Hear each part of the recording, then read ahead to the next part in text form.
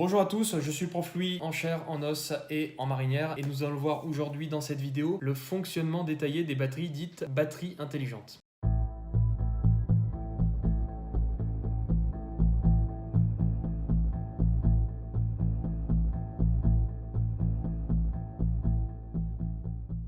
En fin d'année 2017, Apple a été touché par un scandale, le fameux Batterygate dont on a entendu parler dans la presse et dans les médias. Si vous ne savez pas ce que c'est une information qui est rapidement devenue scandale et qui est née d'un constat réalisé par une personne sur une communauté internet, Reddit pour ne pas la nommer. Cette personne-là, après avoir fait des tests, a pu faire le constat d'une différence de rapidité entre un iPhone ayant une batterie usée et un iPhone dont la batterie venait d'être remplacée par une neuve. Ensuite, la news s'est répandue à une vitesse terrible, ça a même fait la une des médias, et il a été conclu qu'Apple bridait volontairement la puissance des iPhones en fonction de l'usure de la batterie de manière à éviter une extinction subite du téléphone. Pour mieux comprendre l'histoire, je vous laisse dans la description de la vidéo des liens à ce sujet. La vidéo que je vous propose aujourd'hui a un côté un peu exclusif puisque nous allons aborder un sujet que personne n'a encore abordé jusqu'alors. Nous allons voir ensemble et de manière simple, donc je vais expliquer les choses de façon détaillée pour que n'importe qui puisse bien comprendre, le fonctionnement interne des batteries que l'on peut surnommer batteries intelligentes et qui équipent certains de nos appareils, notamment les smartphones et les tablettes. Alors le terme batterie intelligente, c'est un terme que j'utilise pour décrire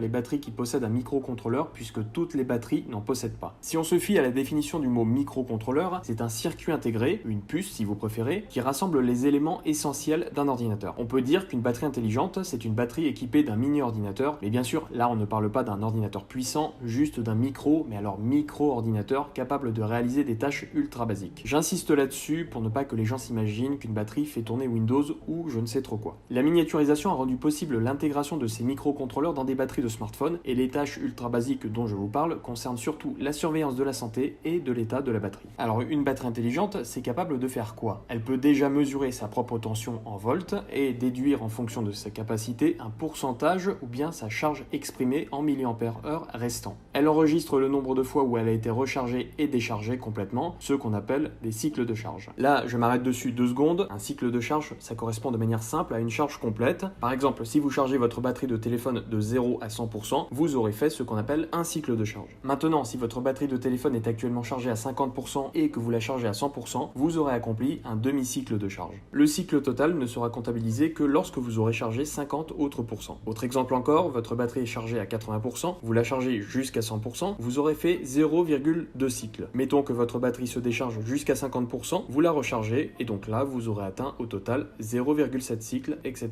etc. De manière générale, on estime qu'une batterie a une durée de vie moyenne de 500 à 1000 cycles avant de voir ses performances se dégrader à cause de l'usure chimique et naturelle de ces éléments. Bon, qu'est-ce qu'on a d'autre encore? Une batterie intelligente, c'est capable aussi de déterminer sa consommation en temps réel, donc combien l'appareil tire d'énergie dessus, la consommation ici étant exprimée en milliampères-heure. Elle peut aussi déterminer son intensité de charge, toujours en milliampères-heure. Elle dispose d'un capteur de température. Elle enregistre également un numéro de série, sa date de fabrication et le nom du fabricant des éléments chimiques, ce qu'on appelle là ou les cellules. Elle dispose de sécurité pour protéger à la fois l'utilisateur mais aussi la partie chimique, donc les cellules, avec notamment des protections contre la surtension, des protections contre la décharge trop profonde ou les courts-circuits. Mais elle peut aussi estimer son propre niveau de santé en fonction de plusieurs paramètres. Alors attention ici, il s'agit juste d'une estimation qui, comme toute estimation, n'est pas forcément fiable à 100%.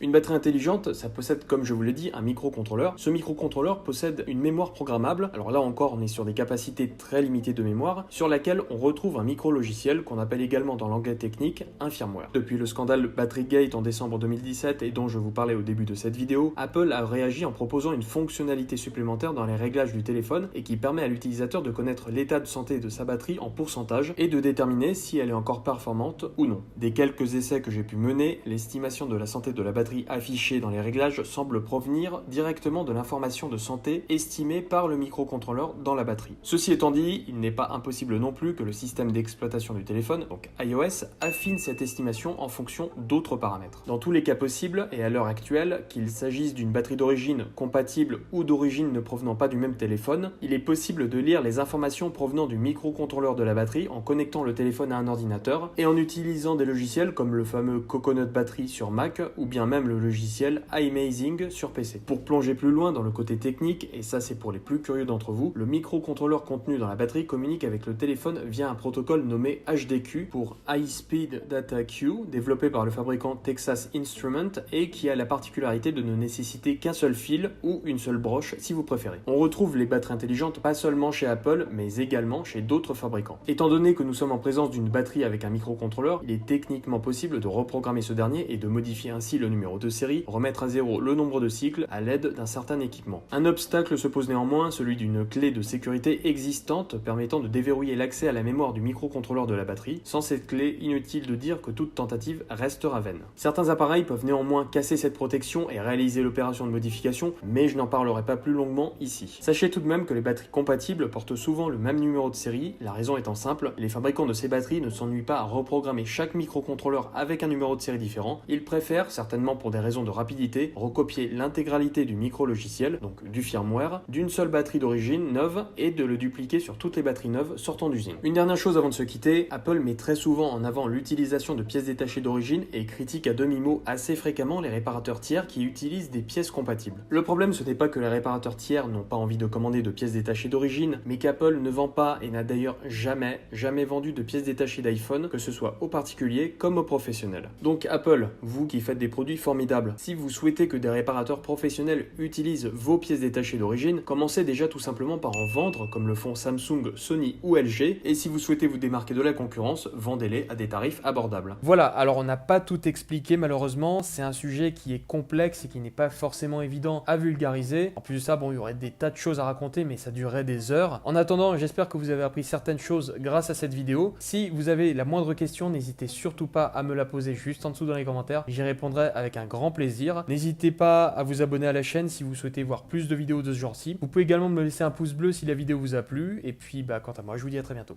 Ciao!